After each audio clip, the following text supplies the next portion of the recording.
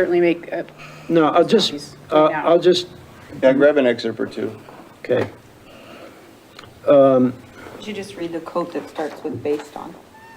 Yes, this comes from Field Harrington, Post Falls attorney. He says, based on this, a single council member has the ability to request that an item be removed from the consent calendar for further discussion. No formal motion or second is required for this request. The reasoning behind this is that consent calendar items are presumed to have unanimous consent, and the objection or request of one member is sufficient to indicate a lack of unanimity, which moves the item into the regular agenda for further discussion.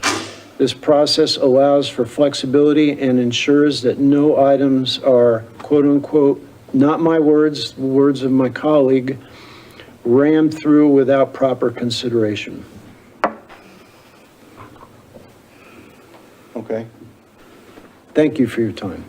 I will, if you don't mind the comment, I realize that other cities may do things a certain way. I will share with you my observation that every city is unique.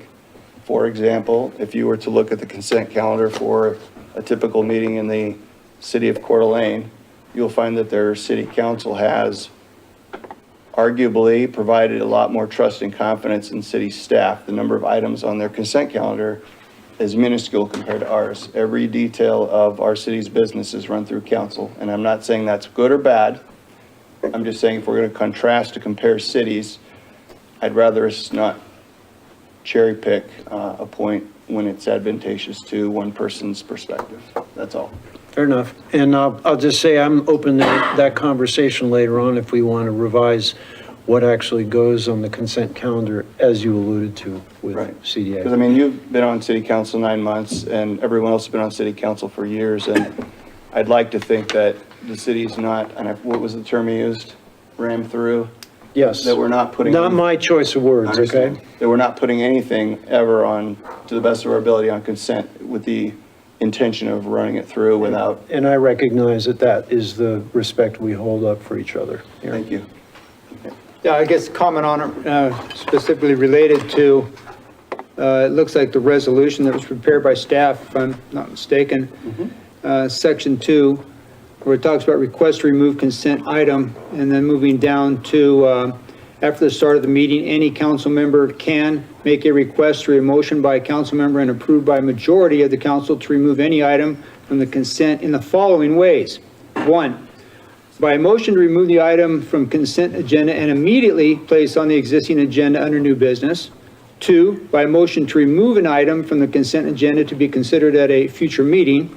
And 3, by a motion to break apart the consent agenda into multiple decisions.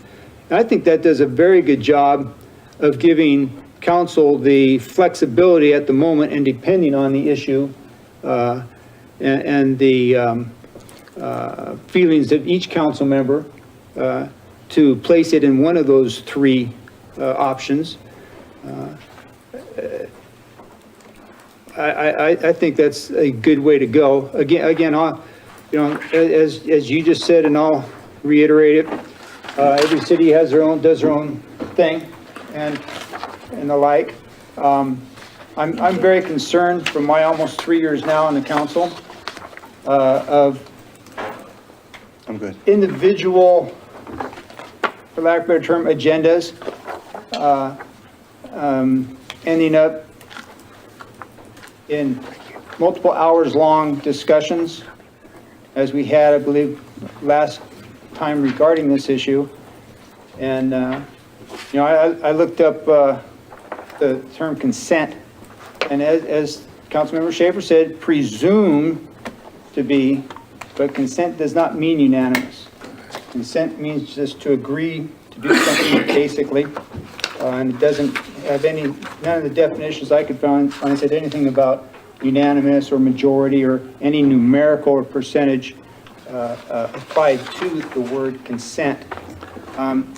But again, when we get back to the ability to work together and trust each other, I would think that these 3 options give us the opportunity to work out any potential situations that come about related to this. All right, thank you, Ed. And just to clarify, I appreciate Ed keeping on the feed. We're looking for feedback on the resolution as written. We're not looking to rehash the meeting we had 2 weeks ago where we were discussing our philosophies on how consent is run. Mayor, I just have a question concerning the memo here. Yes, Matt? It's just a little confusing. Maybe we could clear this up. It says staff does not recommend a motion or action on this item. You just want feedback. Is that what we're looking for?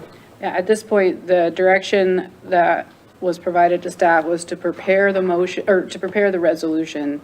So with that, we're not necessarily recommending one thing, we're just trying to ensure that the way it was produced is responsive to the majority vote that was provided. So I don't necessarily know if there's a recommendation from staff, it's mainly just guidance on whether we hit the mark or not. So it shows on the agenda, this is an action item. What's the action that we will actually be taking or possibly You taking? theoretically could adopt the resolution if you felt that staff prepared it in accordance Okay, with your that's, direction. okay, got it. So Thank again, you. I'm not making a recommendation one way or the other. Other comments on the resolution as drafted? Yes, Yes. yes. So,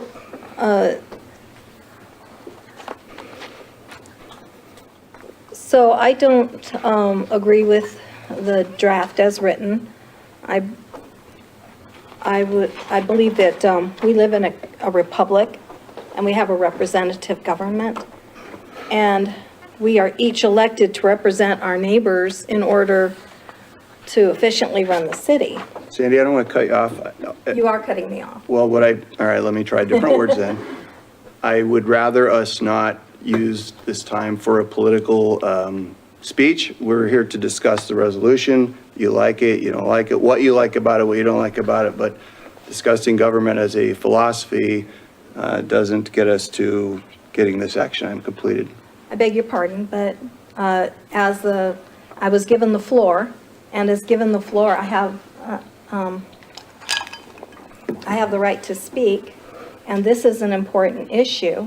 And we were not given a memo saying, you know, this is a yes or no idea, so. Well, right, we're just here to Yeah, so- discuss the resolution as Right. it was drafted. Right, and there are many things on here that I would like to bring light to before we move forward with it, so. thank Okay, you. great. So what's in the resolution that you would Okay. like to see changed? So a large part of our meetings are in the consent calendar, so everything that's in the consent calendar is very important. We all seem to agree on certain points. We agree that the calendar is intended to save time in a meeting, that the mayor and the staff build the consent calendar. Items placed on it should be routine and non-controversial, and there should be a process to remove items to be addressed later. What we don't agree on is that, one, items in the consent calendar are passed in one motion.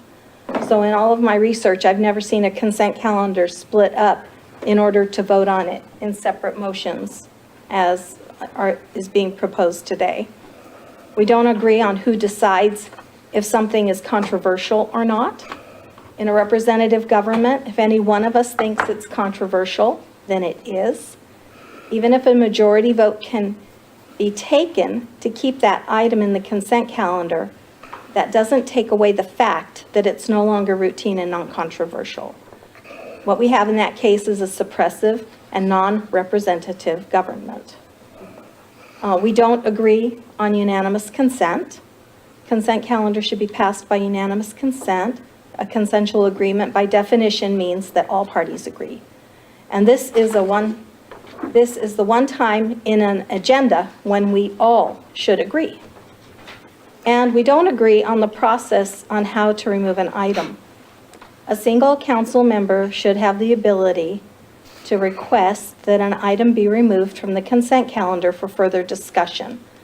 No formal motion or second should be needed for this request.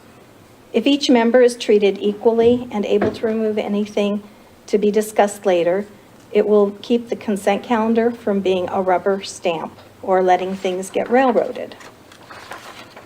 So I'd just like to say I've done extensive research on this topic. I've listened to numerous training videos, watched many city council meetings from other cities, and studied how many different cities in Idaho use the consent calendar.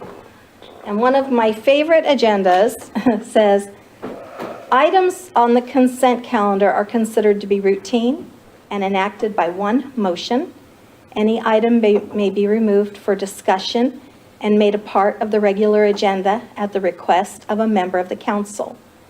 Any request shall be made after the consent calendar is read and before action is taken. And this is from the city of Burley, where Brett Boyer is now city manager. And in my research, I've rarely seen times when this was done incorrectly. But one time, just recently in 2022 in Pocatello, Sandy, yes, again, is there feedback for the Yes. resolution as written? yes, I would like to show that this does have problems attached to it. So I would like to quote Roger Bray from Pocatello City Council. They had a council meeting where a council member was denied the opportunity to remove something from the consent calendar. And he said, "The anything goes procedures that cast aside rights and respect for convenience or expediency come at the expense of inclusion and fairness. The most recent strategy is to prevent discussing and thus verifying the spending of the public's money. It's not something we take lightly." And then he went on to talk about how unjust tactics were being used to silence council members and challenge constitutionally guaranteed rights. He also said that such actions fly in the face of how America values representative government. So therefore, I propose that we follow the procedure set out by our predecessors in Ordinance 214 and allow representative government to thrive. Thank you.